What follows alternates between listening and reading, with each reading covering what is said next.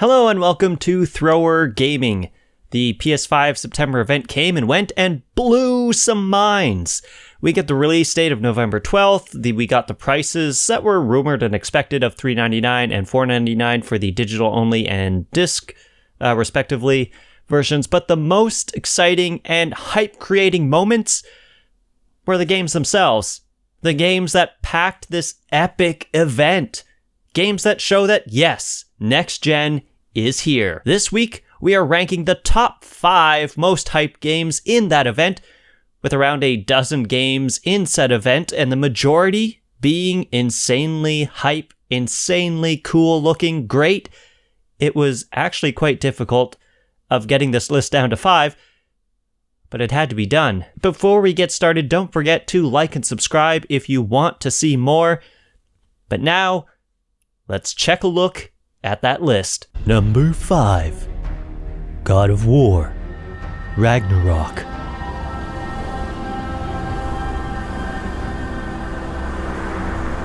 The time draws near. In some ways, this is the most hyped game of the show, as the possibilities are endless. God of War 2018 was a masterpiece of a game, and the teaser brought back memories of the past game and hopes for the future. The deep voice of Kratos, the masterfully epic chanting musical score,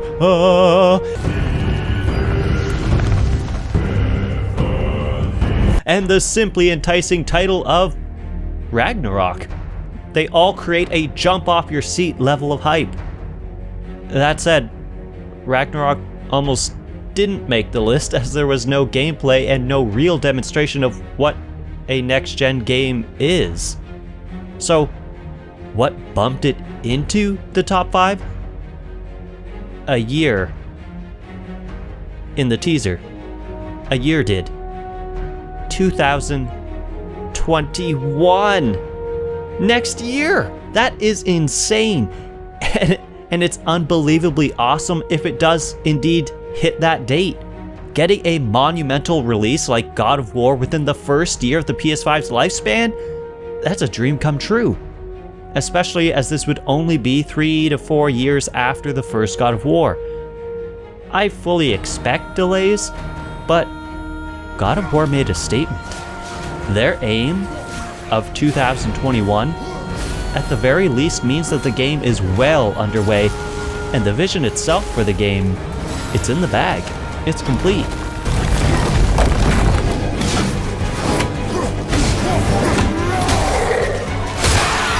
Number 4.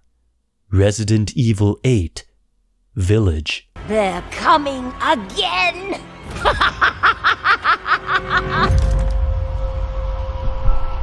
Resident Evil has had its ups and downs, but as a whole, it's a masterclass of video game series. I love most of the mainline Resident Evil games, and even the bad ones are fun and have their merits. Resident Evil 7 in 2017 was a return to form in survival horror after the deviation of RE6. It brought a new perspective by going first person and gave us incredible characters, incredible environments, and incredible scares. This iteration is looking fantastic. Witches, werewolves, and zombies, oh my! It almost made it higher up in the list. The story will continue our journey with Ethan from RE7. We get a mention of Mia in the trailer, and we see some friction between Ethan and Chris Redfield that will make for some engaging drama. The European vibe in this iteration gives me Resident Evil 4 vibes, which was of course a great entry in the series. And the storybook-style cinematics that we saw on display? Very cool. And they give me a Coraline sort of vibe. You know, that animated movie? I absolutely love it. This looks like it will be another exhilarating and terrifying tale in the Resident Evil saga. Oh yes, and of course we have a new merchant, the Penguin. New merchant a la RE4. Yes, please. Over vine, under branch, and into the forest deep. Number 3. Demon Souls. From its vessel. Let strength be granted so the Demon's Souls is a remake of From Software's 2009 title of the same name and kicked off the Souls-style games like Dark Souls and Bloodborne. Oh, I love that game. While I've never actually played the original PS3 exclusive game, Demon's Souls, I played, enjoyed, and platinumed Bloodborne. What a difficult platinum, but so rewarding, so fulfilling. And from what I see of this new Blue Point remake, it looks like another fantastic entry. The game is demonstrating some excellent next-gen lighting and loading, and is a magnificent visual upgrade over the original. Of course, Blue Point has made some of the best remakes of any company, and I'm confident that they will nail the flow and feel of the gameplay, the combat. Rumors are that there will even be new content, perhaps new areas, but the kicker for the hype level of this game is that it is a launch game for the PS5. It will be there at launch. When you get your console, if you could get your console. A fantastic way to kickstart the next generation of gaming. Slayer of demons. Number 2. Spider-Man. Miles Morales. Whoa! Let's not shoot each other, alright? The 2018 Spider-Man game on PS4 is one of the console's greatest games. Insomniac nailed the movement of Spidey, allowing you to zoom from building to building and feel that speed and momentum that you want to feel as Spider-Man. Quick and punchy combat heightened the levels of enjoyment, and a fantastic story brought it all together and served as the icing on this delectable cake. Miles Morales looks to maintain the excellent movement and feel, the great combat of the original, while adding a slick Christmas motif, electrifying the combat, adding some rock and snares to that music. I have to stop this!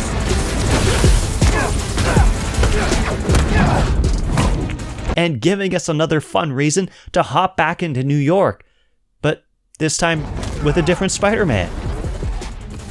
The hype levels are already high, but like Demon's Souls, they reach to even loftier heights with the reveal that yes, this will also be a PS5 launch game.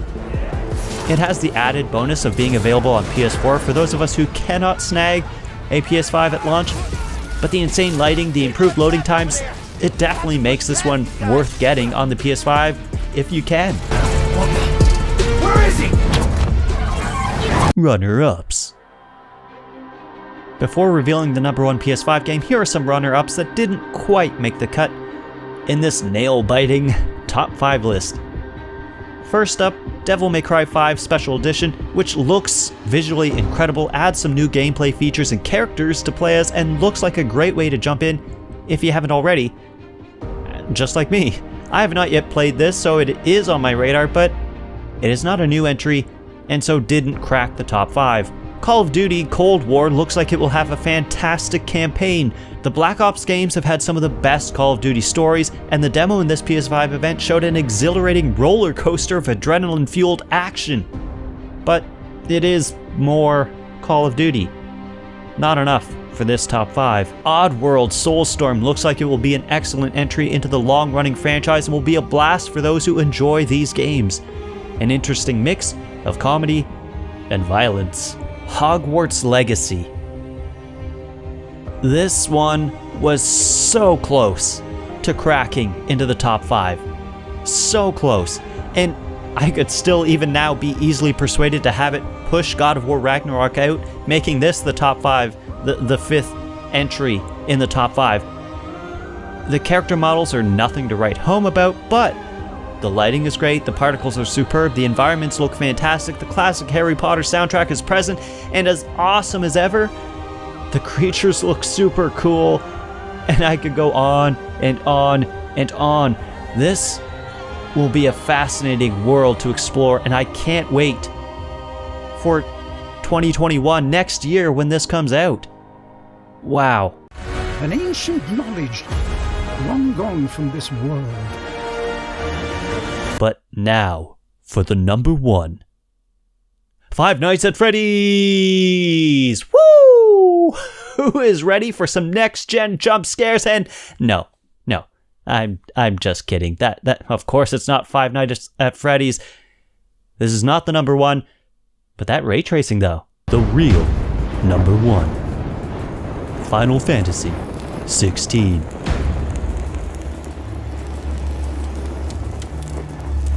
You all know the target. Shiva's dominant. And only the dominant. Final Fantasy, the king of JRPGs. Like Resident Evil, it has had its ups and downs, but the mainline series has largely been an exemplary display of high-quality visuals, best-in-class soundtracks, and fun and dramatic storylines.